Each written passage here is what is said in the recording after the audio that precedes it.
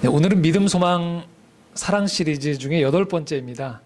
요한계시록 10장 7절에서 11절까지의 말씀이고, 말씀의 제목은 오늘 여기에 하나님 나라가 임합니다 라는 제목으로 함께 말씀을 나누고자 합니다. 함께 먼저 말씀을 나누기 전에 영상 하나를 좀 보고 저희가 시작하도록 하겠습니다.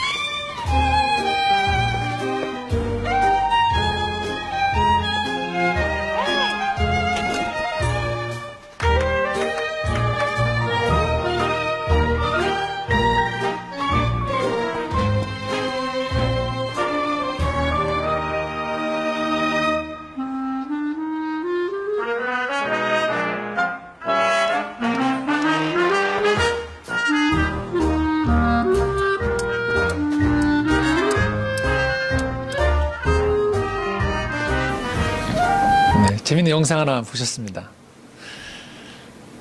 똑같은 일상 같은데, 그죠? 일상은 똑같은 거예요. 그런데 이 손에 대한 생각을 어떻게 가르치느냐에 따라서 일상이 확 달라진다는 걸 우리가 볼 수 있죠. 단순히 이 행동이 바뀐 게 아니고 사실은 어떤 할머니의 이 손잡아줌을 통해서 이 내면에서 세상을 바라보는 가치관이 변한 거예요.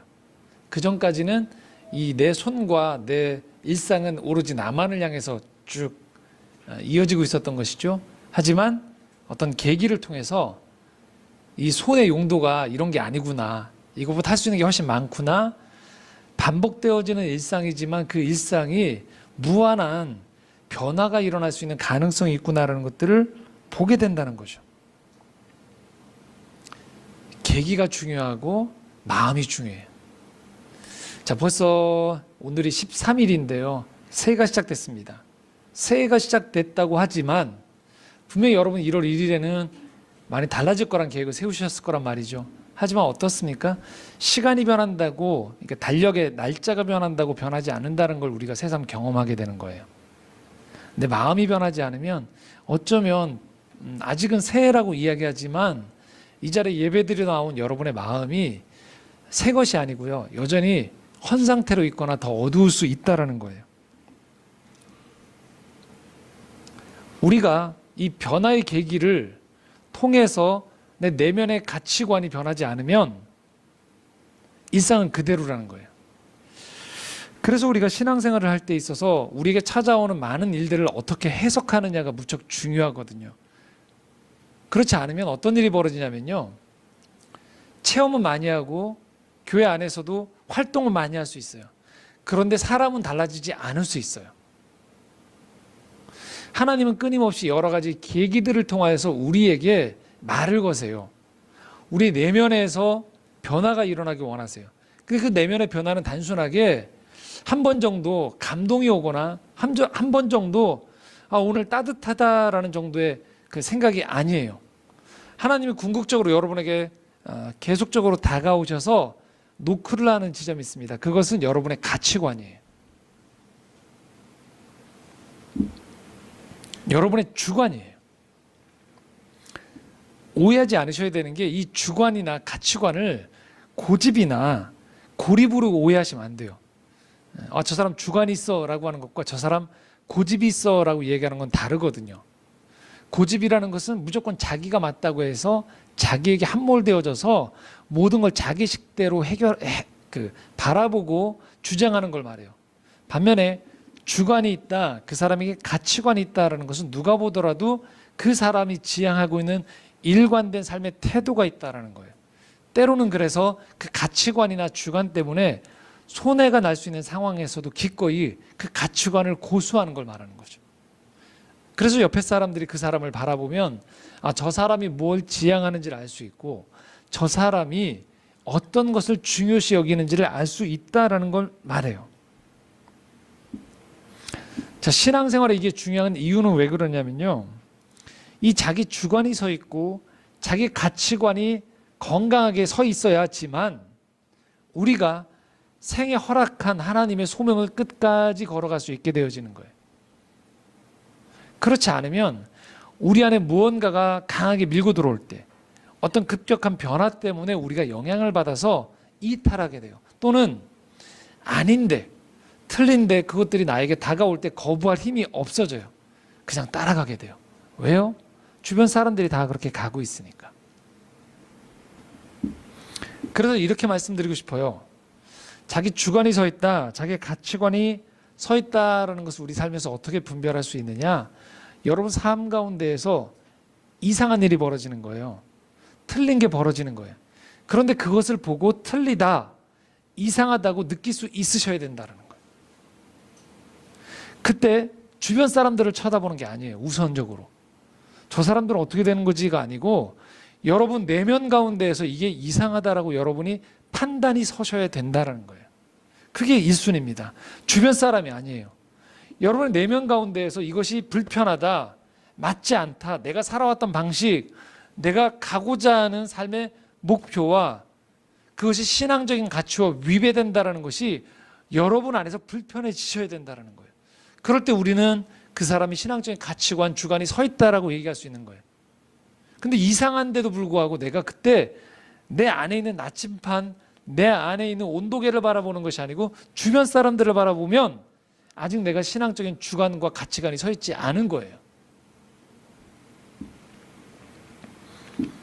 자, 우리 안에 이 가치관이 서 있으면 어떤 일이 벌어지냐면 우리의 신앙적인 건강을 해치는 일들이 벌어질 때 여러분이 거부하게 되어진다는 것이죠. 제 아무리 그럴듯해 보이는 거예요. 사람들이 몰려들어요. 하지만 여러분이 그렇게 몰려들고 사람들이 환호하고 그럴듯해 보이는데 여러분의 중요한 분별 기준 중에 하나가 여러분의 일상을 폄하하거나 여러분의 일상의 무게를 하찮게 여기게 되어지면 여러분이 이상하다고 느끼셔야 되는 거예요. 정반대로 그냥 매일매일의 일상만 중요하다고 여기면서 눈에 보이지 않는 것 또는 당장에 그것의 실효가 드러나지 않더라도 꾸준하게 씨를 뿌리고 양분을 거듭 주고 거름을 주고 계속적인 시간과 정성을 들여서 마침내 당장에 오늘의 그 결과가 보이지 않더라도 그것들을 통하여서 우리 삶이 더 나은 곳으로 나가고 내가 속해 있는 공동체와 역사가 진일보할 수 있도록 돕는 일에 그것들을 그런 걸음과 노력들을 무가치하게 보이게 하는 것들, 우습게 여기게 만드는 것 또한 잘못됐다고 내가 판단할 수 있어야 된다는 거예요.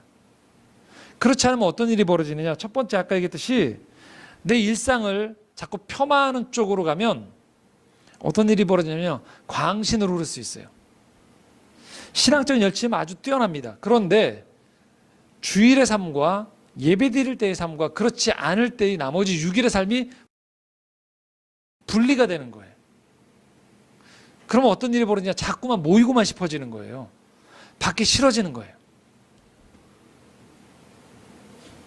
두 번째, 반대로 눈에 보이는 것만을 자꾸 중요시 여기면서 오늘 하루의 삶만 그냥 소중하게 여기는 일들이 벌어지면 어떤 일이 벌어지느냐? 쾌락으로 인생을 허비하거나 아니면 때가 되면 남들이 기억도 안 할 일들, 예를 들면 높은 자리에 올라간다든지 사람들에게 환호받으면서 인정받는 자리들, 칭찬받는 것에 내 인생의 소중한 시간들을 허비해버리는 거예요. 이런 일들이 벌어지는 건 뭐냐? 내 안에서 가치관이 서 있지 않기 때문에 그래요. 그래서 여러분들이 내가 믿음 안에 선다, 신앙생활을 한다는 것은 뭘 말하냐? 영혼의 가치에 비추어서 오늘 여러분들이 살아가는 일상 삶에 무엇이 건강한가? 무엇이 나를 성장시키는가? 무엇이 나와 함께 살아가는 공동체와 그리고 내가 살아가는 이 시대의 역사에 한 걸음 한 걸음 발전해 나가고 성숙해가는 쪽으로 인도하는가에 대한 내면의 나침판이 서 있어야 되는 것을 의미합니다. 그렇지 않다면 여러분, 사람들이 많이 몰려서 드신다고 또는 저기 가면 굉장히 그 시간이 뜨겁다, 열광적이다, 한 걸음 물러서서 보셔야 된다는 것이죠. 제가 요한계시록 말씀을 계속 보고 있습니다. 오늘 8번째인데요. 요한계시록 말씀 거듭 말씀드리지만 잘못 보면 그냥 종말의 하나님의 협박으로 두려우니까 그냥 하나님을 따라가자라는 두려움의 하나님에 대한 반응으로 면피용으로 이 말씀을 그리고 신앙생활을 해석해내기 쉽습니다. 잘못된 거예요. 요한계시록에서 하나님이 심판을 말한다는 건 뭘 말하느냐? 허무한 것들, 폭력적인 것들, 인생에 없어도 될 만한 것들을 하나님이 없애버리겠다는 얘기예요.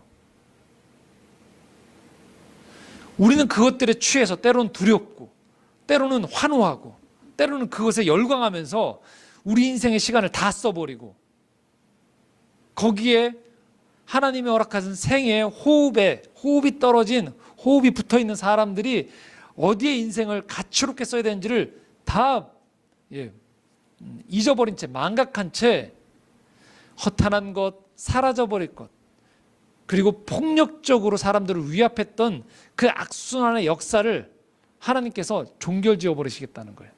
진짜만 남게 하겠다는 거예요. 영원한 가치에 비추어서 진실된 것들, 생명의 것에만 하나님이 남기시겠다는 것이 요한계시록 말씀이란 말이죠. 자, 그 말씀을 비추어서 보면 이 하나님의 심판의 메시지들, 이 사인들은 도리어 우리에게 소망이 된다는 것이 요한계시록의 말씀이라고 말씀드렸습니다. 그래서 세 가지 이 사인들의 재앙들이 벌어진다고 했죠. 첫 번째가 7인을 띈다라고 했었어요. 몇 주간 살펴봤죠. 두 번째는요, 7 나팔을 불어요. 마지막 7 대접의 이 재앙들이, 심판들이 벌어집니다. 오늘 여러분들이 본 말씀은 가운데 7 나팔 중에 6번째 나팔을 불고 이제 7번째 나팔을 불기 직전에 벌어지는 일이에요. 자, 7절 말씀 함께 읽도록 하겠습니다. 같이 읽겠습니다. 7째 천사가 소리내는 날 그의 나팔을 불려고 할 때 하나님이 그의 종 선지자들에게 전하신 복음과 같이 하나님의 그 비밀이 이루어지리라 하더라. 7째 나팔을 불게 되어지면 어떤 일이 벌어지냐? 하나님의 그 비밀이 이제 드러난다는 거예요. 사실 이 비밀은 숨겨져 있는 비밀이 아니에요. 이미 믿는 사람들 안에서 이미 창세기에서부터 계속 계시되어졌던 온전한 하나님의 나라가 이루어지게 된다는 그 비전을 말해요. 자, 그 비전이 드러나면 어떤 일들이 벌어지는지에 대한 과정입니다. 8절 함께 읽겠습니다. 하늘에서 나서 내게 들리던 음성이 또 내게 말하여 이르되 내가 가서 바다와 땅을 밟고 서 있는 천사의 손에 펴놓인 두루마리를 가지라 하기로.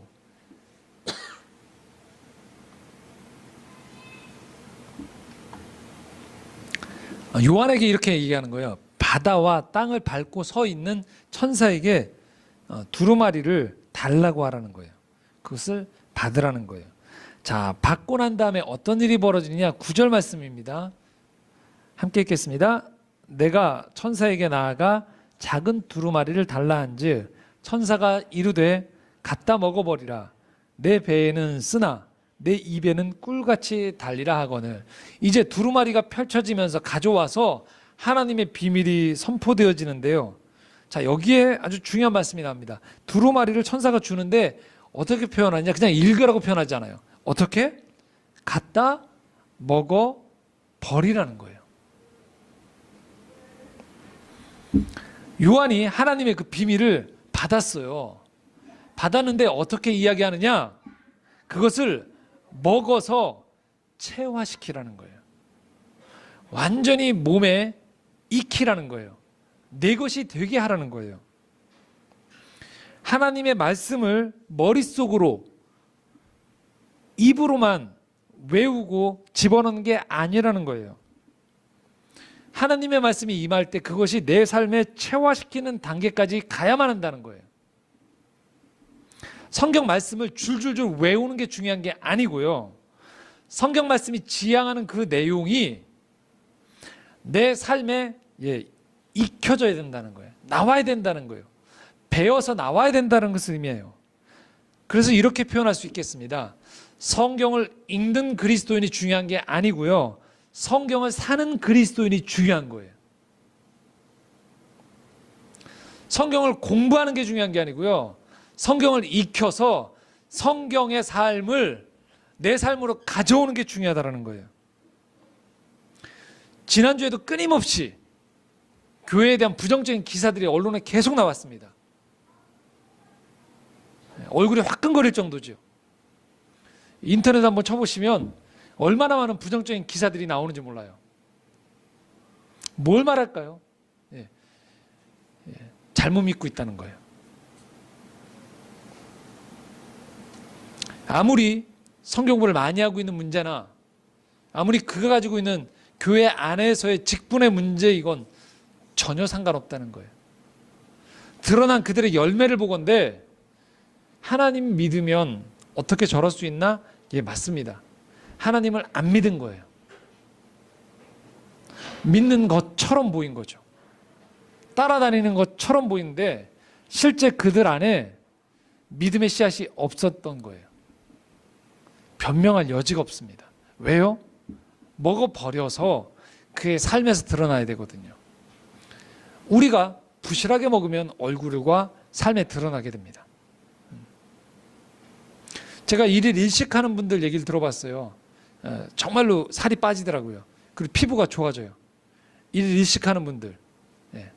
그런데 한 가지 그분들이 주의하는 게 있대요. 운동을 안 하셔야 된대요. 격한 운동을 하면 일일 일식 가지고 못 버틴다는 거예요. 드러나요. 일일 일식을 하면 피부가 확연하게 좋아집니다. 그런데 격한 운동하거나 등산을 하시면 안 된다는 거예요. 뭘 말할까요? 그가 먹고 있는 것들에 따라서 삶이 변하는 거예요. 우리가 성경 말씀을 먹는다는 건 뭘 말할까요? 삶이 변하는 걸 말하는 거예요. 그가 무엇 때문에 기뻐하고 무엇 때문에 슬퍼하고 무엇 때문에 흔들리고 흔들리지 않고 그게 그의 삶을 통해서 드러나야 된다는 거예요. 옆에 사람들이 저 사람을 보았을 때 저 사람이 언제 기뻐하는지가 확연히 드러나는 거예요. 저가 언제 흔들리는지 언제 슬퍼하는지가 확연히 드러나는 거예요.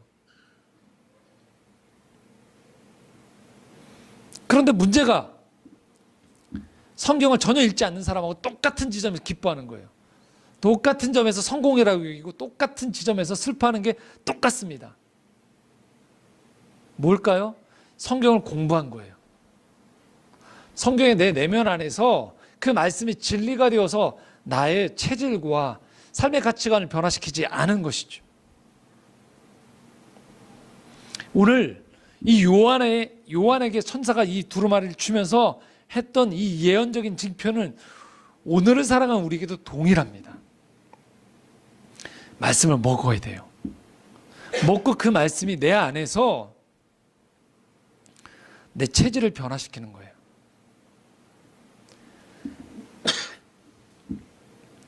내 인생에서 이것이 되어져야지만 비로소 내가 행복하다라고 하는 사람이 되어지는 것. 그것이 성경을 먹는 사람들의 삶인 것이죠. 누가 여러분의 삶을 보았는데 친절하지 않은 거예요. 온유하지 않은 거예요. 그의 삶이 하나님 안에서 안식을 취하는 것 같지도 않은 거예요. 한마디로 말해서 여러분의 삶을 보았을 때 누가 그 삶의 형태, 돈을 많이 벌거나 이름이 알려진 것 말고요, 그의 삶을 봤을 때 부러워야 된다는 거죠. 나하고는 뭔가 달라야 되는 거죠.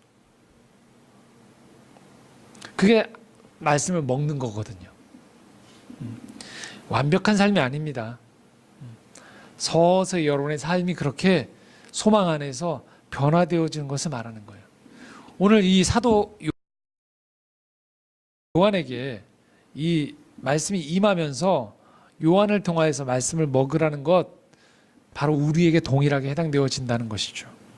자, 그러면 그 말씀을 먹을 때 어떤 일이 벌어지느냐? 10절 말씀 함께 읽겠습니다. 같이 읽겠습니다.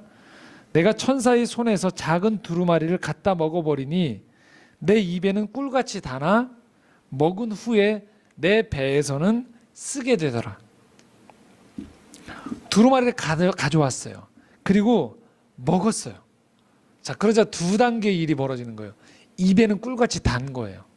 그런데 배에서는 쓰게 된다는 거예요. 자, 이게 뭘 말할까요? 이 말씀의 원리가 그렇다는 거예요.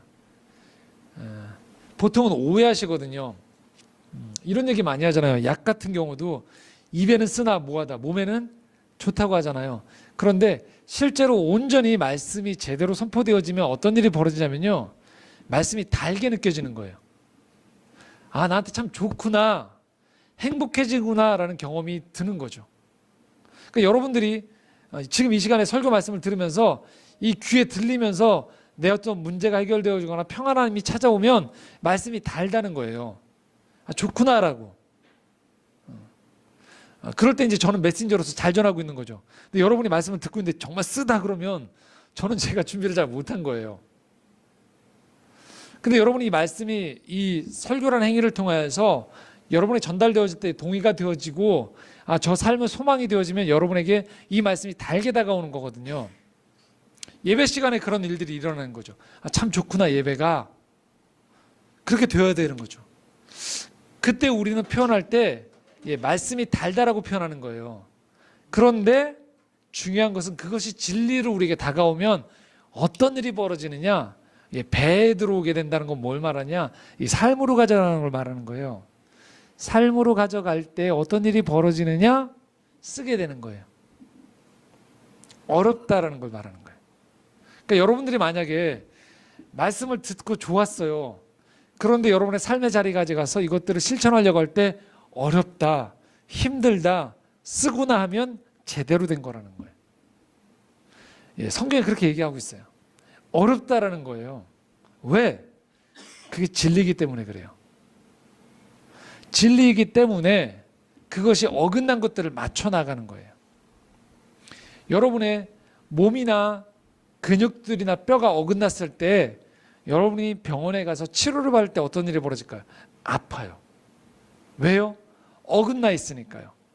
바로잡는 과정 가운데에서 비명이 날 정도로 어떨 때는 아프기도 합니다. 왜 그럴까요? 그만큼 어긋나 있었던 거죠.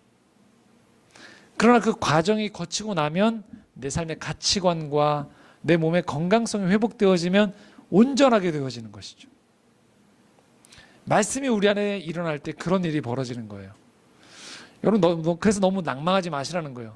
말씀을 들을 때 너무 좋아하는데 왜 내 삶에 가면 이러하지도 쓰고 어려울까? 그게 맞기 때문이에요. 우리 삶이 그만큼 어긋나 있는 거예요. 하나님을 떠나 있는 거예요. 우리 주변 환경들이나 우리 일상들이 그만큼 비껴나 있는 것이죠. 그래서 진리를 기준으로 그 말씀을 정돈해 나가려고 하면 삐걱삐걱거리게 돼 있어요. 갈등이 일어나게 돼 있어요. 힘들게 돼 있어요. 포기하고 싶어지는 일이 벌어지는 것이죠. 그러나 그때 견디고 그 말씀대로 살아가려고 할 때 어느 시점이 되어지면 그것이 체질화가 되어지고 삶의 구조화가 되어지고 변화가 일어나면 그때 내 삶이 구원의 바른 진리대로 맞춰서 돌아가기 시작할 때 거기 하나님 나라가 경험되거든요. 그러면 내 수고만 가지고 또는 이기적인 존재들끼리 서로 붙어서 적당히 타협하면서 살아갈 때 누릴 수 없던 일들이 벌어지기 시작해요. 거기에 은혜가 임하는 거예요. 거기에 자비가 임합니다. 거기에 평안이 임하고요. 그리고 거기에 회복이 일어나게 되어지는 거예요. 오늘 말씀은 우리에게 이렇게 얘기하고 있는 겁니다. 수고스럽더라도 어렵더라도 가라는 거예요. 예배당 안에서의 이 삶만 좋아 보이는 것들 결코 지향할 바가 아니라는 거예요. 우리끼리 서로 보면서 천사처럼 보이고 그래서 나가기 싫은 것 안 된다는 거예요. 그럴수록 아직 이 평안을 경험하지 못한 사람들 속에서 쓴 어려움들을, 쓴 경험들을, 실패의 경험들을 하면서도 나아가도록 하나님께서 이 예배 가운데 은혜를 주시는 거예요. 창조의 정원은 그래서 주 6일을 지향하는 공동체예요. 하루에 이날의 예배를 지향하는 공동체가 아니고 나아가기 위해서 이 시간에 여러분에게 단 것들을 드리고자 지향하는 거죠. 오죽하면 저희가 예배 시간에 사탕을 드리겠습니까? 회복하도록 도와드리는 이유가 왜 그럴까요? 주 6일의 삶이 그만큼 힘들다는 거예요. 그러나 거기가 지향점이에요. 거기가 우리가 거해야 되는 곳이에요. 갈등이 있고 가치관이 틀리고 어긋나 있는 그 사람들 속에서 살아가는 것, 그래서 되게 힘들다, 포기하고 싶다, 거기가 삶의 자리라는 거예요. 이런 경험을 했던 또 다른 복음서의 말씀이 있습니다. 마가복음 9장 2절에서 5절까지의 말씀인데요. 한번 같이 읽도록 하겠습니다. 엿새 후에 예수께서 베드로와 야고보와 요한을 데리시고 따로 높은 산에 올라가셨더니 그들 앞에서 변형되사 그 옷이 광채가 나며 세상에서 빨래하는 자가 그렇게 희게 할 수 없을 만큼 매우 희어졌더라. 엘리야가 모세와 함께 그들에게 나타나 예수와 더불어 말하거늘 베드로가 예수께 고하되 랍비여 우리가 여기 있는 것이 좋사오니 우리가 초막셋을 짓되 하나는 주를 위하여 하나는 모세를 위하여 하나는 엘리야를 위하여 하사이다 하니 우리가 갈 곳은 하사이다 하니. 예수님이 고난을 받기 위한, 십자가 고난을 받기 위한 직전의 사건들인데요. 변화산 사건이라고 일컬어지는 거예요. 어느 날 예수님이 이 베드로와 야고보와 요한, 가장 가까운 제자들을 데리고 산에 올라가셨어요. 그런데 거기서 예수님이 기도하는 가운데 놀라운 장면을 보여주신 거예요. 어느 정도냐면 빨래하는 자가 그렇게 희귀할 수 없을 만큼 옷이 광채가 나면서 예수 그리스도와 모세와 엘리야, 모세와 엘리야는 이스라엘 공동체에서 가장 존경받는 하나님의 대선지자들이거든요. 두 사람이에요. 이 두 사람이 예수님과 함께 마치 삼위일체 하나님의 형상처럼 그런 이 교제의 장면이 보여지는 거예요. 베드로와 야고보와 요한이 이 장면을 쳐다보고 있는데 너무 기가 막힌 거예요. 너무 좋은 거예요. 그래서 베드로가 이렇게 얘기하는 거죠. 여기 있읍시다. 우리 내려가지 맙시다. 초막 셋을 짓고서 하나는 주를 위하여 모세를 위하여 하나는 엘리야를 위하여 지어놓고 우리 여기 있읍시다 라고 하는 거예요. 그런데 이 장면이 복음서 세 곳에 나오고 이어서 예수님은 제자들을 데리고 그냥 산 밑으로 내려가세요. 그리고 내가 죽을 것을 얘기하고 사람들을 고치시는 또 어려운 일상을 계속적으로 지향합니다. 이게 뭘 말할까요? 제자들이 있을 곳이 여기가 아니라는 거예요. 산 위가 아니라는 거예요. 산 밑이라는 거예요. 여러분, 여러분의 삶이 잘못된 게 아닙니다. 여러분의 삶은 아주 정상이에요. 가족관계, 직장, 또 여러분의 일상, 여러 가지 교육, 경제, 정치 하나도 쉬운 게 없죠. 그게 세상이에요. 그리고 여러분이 가셔야 되는 것은 그곳이라는 거예요. 그래서 오늘 이 요한 선지자가 이 말씀을 먹고 난 다음에 천사가 그에게 뭐라고 얘기하느냐, 11절 말씀입니다. 이렇게 이야기하고 있습니다. 함께 읽겠습니다. 그가 내게 말하기를 내가 많은 백성과 나라와 방언과 임금에게 다시 예언하여야 하리라 하더라. 여기에 단어 하나가 추가됩니다. 뭐냐면요, 보통은 쓰는 표현이 이런 표현을 많이 써요. 백성과 나라와 방언까지. 근데 여기 한 단어가 더 붙었어요. 어떤 단어가 붙었죠? 임금이에요. 임금은 뭘 말할까요? 왕이에요. 세상의 왕을 말하는 거예요. 로마 황제를 말하는 거예요. 세상의 정치와 자기가 왕이라고 이야기하는 그 세상에 다시 가서 뭐 해야 된다? 예언을 전하라는 거예요. 다시 예언하라는 거예요.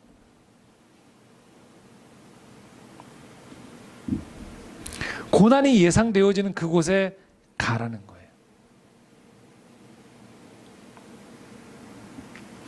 여러분이 살고 있는 오늘 여기가 맞다는 거예요. 거기에 주님이 임재하신다는 거예요. 하나님 나라는요, 가상의 종교적인 집을 지어놓고 거기에 있는 나라가 아니에요.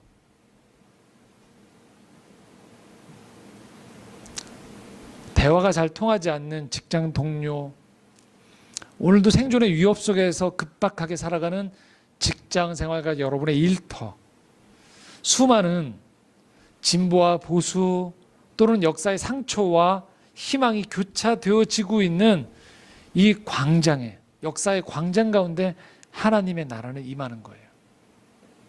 그래서 이 예배 가운데 임하는 하나님이 여러분이 주시고자 하는 그 평안과 위로와 소망은요, 여기가 주사오니 안 나가겠습니다가 아닌, 다시 여러분이 주 6일의 삶 가운데 만나야 될 사람들을 위해서 주시는 하나님의 희망에 쌓이는 것이.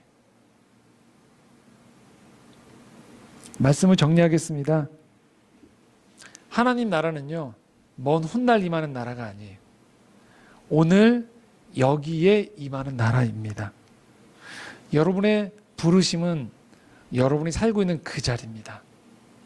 그리고 그 난제 앞에, 그 어려운 문제 앞에 주님이 여러분과 함께 하신다는 사실들을 잊지 마십시오. 그래서 주님께 기도할 때 바로 여러분의 그 문제를 놓고 기도하셔야 돼요. 주님의 방법대로 풀어주십시오. 여러분 이렇게 얘기하거든요. 여기를 벗어나게 해주십시오. 그런데 주님은 이렇게 말씀하십니다. 주님의 방법으로 그 실타래를 풀어가도록 기도를 요청하시는 겁니다.